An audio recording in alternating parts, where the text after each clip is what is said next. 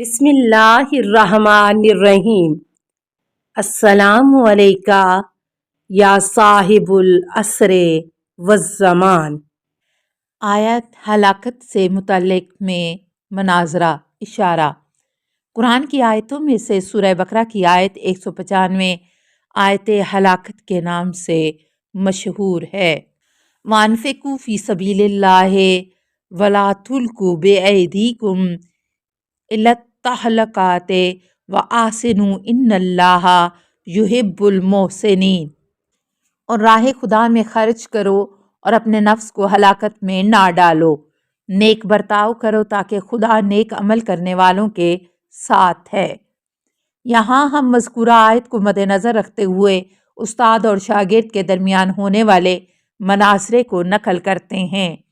شاگرد: اس آیت میں آیا ہے کہ اپنے ہاتھ سے اپنے آپ کو ہلاکت میں نہ ڈالو، لہٰذا آیت کے مطابق ایسا مقام جس میں جان کا خطرہ ہو یا ایسی نہی عن المنکر جو ضرر و نقصان کا سبب بنے، اس کا اقدام نہیں کرنا چاہیے، کیونکہ ضرر و نقصان ایک قسم کی ہلاکت ہے اور انسان کو اپنے ہاتھوں سے خود کو ہلاکت میں نہیں ڈالنا چاہیے۔ یہاں یہ سوال پیدا ہوتا ہے کہ قیام امام حسین علیہ السلام، آپ کی جنگ اور آپ کے دوستوں کی شہادت اس آیت سے کس طرح سازگار ہے؟ استاد: اس آیت کے ابتدائی حصے پر توجہ کرنے سے پتہ چلتا ہے کہ خدا کی راہ میں مال کا انفاق کرنا جہاد ہے، جس کا مطلب یہ ہے کہ خدا کی راہ میں انفاق کرنے یا حد سے زیادہ انفاق کرنے سے اپنے آپ کو ہلاکت میں نہ ڈالو اور انفاق کرنے میں افراط و تفریط سے کام نہ لو۔ اسی وجہ سے تفسیر در منصور میں اس آیت کے ذیل میں اسلم بن ابی عمران سے نقل ہوا ہے کہ انہوں نے کہا کہ ہم قسطنطنیہ ترکیہ میں آج کا استنبول میں سے تھے تو دیکھا کہ عقبہ بن سالم مصر والوں کے ساتھ اور فضال بن عبید بھی شام والوں کے ساتھ وہاں موجود تھے، اور جب روم کا ایک بہت ہی عظیم لشکر مسلمانوں سے جنگ کے لیے میدان میں آ گیا تو میں نے بھی ان کے مقابلے کے لیے صفوں کو منظم کیا۔ اس اثناء میں ایک مسلمان شخص نے روم کے قلب لشکر پر اس طرح حملہ کیا کہ وہ لشکر میں داخل ہو گیا۔ یہ دیکھ کر بعض مسلمانوں نے چیخ کر کہا، یہ شخص اپنے آپ کو ہلاکت میں ڈال رہا ہے۔ اس وقت رسول اللہ صلی اللہ علیہ وآلہ وسلم کے مشہور صحابی ابو ایوب انصاری نے کھڑے ہو کر کہا، تم لوگ اس آیت وَلَا تُلْقُوا بِأَيْدِيكُمْ کے معنی اپنی طرف سے غلط کر رہے ہو۔ گروہ انصار کے بارے میں اس وقت نازل ہوئی جب خداوند متعال نے اپنے دین کو کامران و کامیاب کیا اور اس کے چاہنے والے بہت زیادہ ہو گئے، تو ہم بعض لوگوں نے چھپ چھپ کے آپس میں کہا کہ ہمارا مال ضائع ہو گیا۔ خداوند متعال نے اسلام کو سرفراز کیا اور اس کے ماننے والے بھی زیادہ ہو گئے۔ اگر ہم لوگ اپنے مال کو بچاتے ہوئے رہتے تو ہمارے مال ضائع نہ ہوتا۔ اس وقت ہمارے اس بیہودہ اور منفی عمل کی روح میں خداوند متعال نے یہ آیت نازل کی۔ اس طرح اس آیت میں ہلاکت سے مراد اپنے مال کی حفاظت اور جہاد کی راہ میں خرچ نہ کرنے کے ہیں۔ شاگرد: اس بات میں کیا مذائقہ ہے کہ اصل آیت انفاق کے بارے میں ہو، لیکن اس کا آخری ٹکڑا ایک قاعدے اور کلیے کے طور پر آیا ہے؟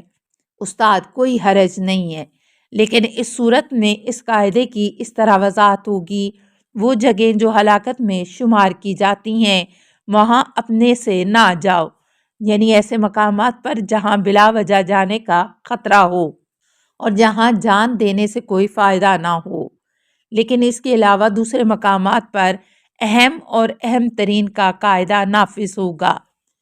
یعنی اگر جان کا خطرہ مول لے کر کوئی بہت بڑا دینی فائدہ حاصل ہو اور اسلام کو ضرورت ہو تو اس وقت اپنے آپ کو خطرے میں ڈالنا صرف یہی نہیں کہ کوئی حرج کی بات نہیں، بلکہ بعض اوقات واجب اور ضروری ہو جاتا ہے۔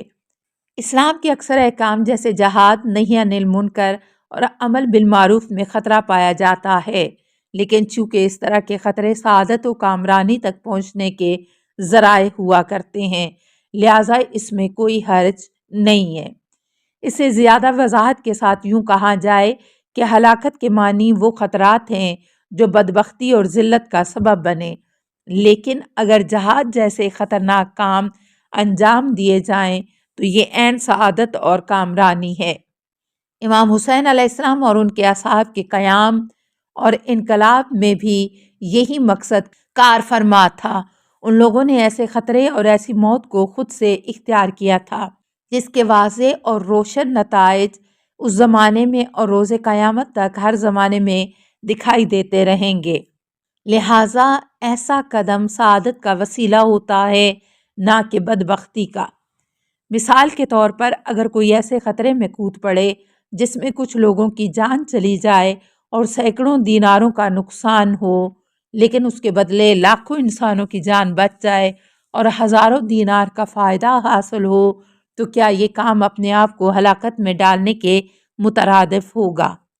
کیا کسان گیہوں کے دانوں کو زمین میں ڈالتا ہے تاکہ اس سے ہزاروں من گیہوں حاصل کر سکے، تو کیا اسے یہ کہنا درست ہے کہ تم کیوں ان دانوں کو بیکار کر رہے ہو اور مٹی میں ملا رہے ہو؟ اسی بنیاد پر قرآن مجید میں ارشاد ہوتا ہے، لولا دفع اللہ الناس بعضهم ببعض لفسدت الارض۔ اگر خدا کچھ لوگوں کو کچھ دوسرے لوگوں کے وسیلے سے دفع نہ کرے تو زمین پر فتنہ و فساد پھیل جائے۔ ایرانیوں کی شیعت کے سلسلے میں ایک مناظرہ اشارہ۔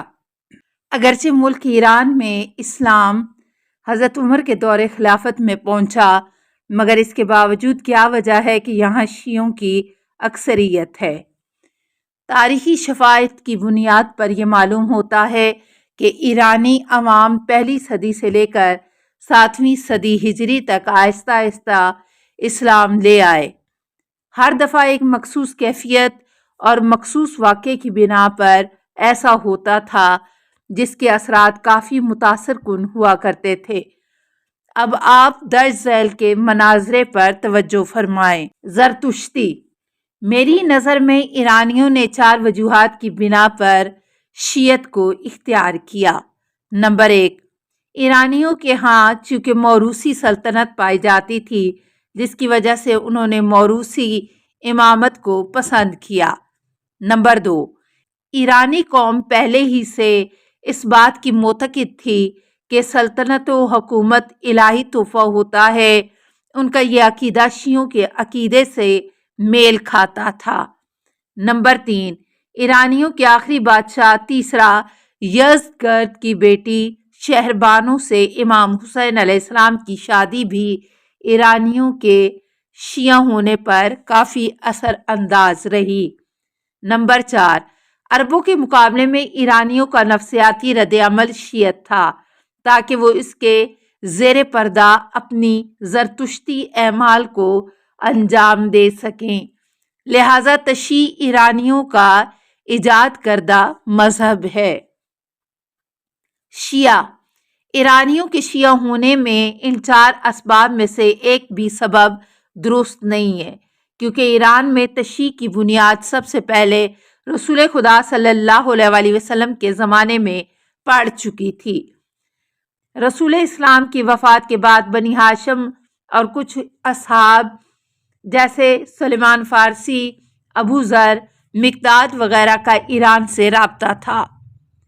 ساسانیوں کے ظلم و ستم کی تاریخ اور اس زمانے کے حالات اس بات کی گواہی دیتے ہیں کہ ایرانی عوام اس موروثی سلطنت سے پریشان ہو چکے تھے اور وہ ایک جامع اور عادلانہ نظام کی تلاش میں تھے جو انہیں ان ناانصافیوں سے چھٹکارا دلا سکے۔ ممکن ہے کہ امام حسین علیہ السلام اور جناب شہربانو کی شادی ایرانی تشیع پر تھوڑا بہت اثر انداز ہوئی ہو، مگر اسے اساسی سبب قرار دینا غلط ہے۔ زرتشتی۔ اگر ایران میں تشیع کے یہ 4 اسباب نہ تھے تو وہ کون سے عوامل تھے جن کی بنا پر ایران میں تشیع کی جڑیں اتنی گہری اور مضبوط ہو گئیں؟ شیعہ۔ اس کی بڑی لمبی داستان ہے۔ خلاصے کے طور پر درج ذیل 11 مرحلوں میں اس کی توضیح کی جا سکتی ہے۔ نمبر 1، پہلی ہجری صدی کے دوسرے حصے میں ایرانی اسلام سے آشنا ہوئے کیونکہ وہ ساسانی حکمرانوں کے ظلم و جور سے تنگ آ گئے تھے اور ایک مکمل اور عادلانہ نظام کے منتظر تھے۔ السلام علیکہ یا صاحب العصر والزمان، الامان الامان الامان من فتن الزمان، السلام علیکہ یا خلیفۃ الرحمن، السلام علیکہ یا امام الانس والجان، السلام علیکہ یا مظہر الایمان، السلام علیکہ یا شریک القرآن، السلام علیکہ یا قاطع البرہان، السلام علیکہ یا امام زماننا ھذا اجل اللہ فرجک وسہل اللہ مخرجک وظہورک، السلام علیکہ ورحمۃ اللہ۔ اللہم صلی علی محمد و آل محمد۔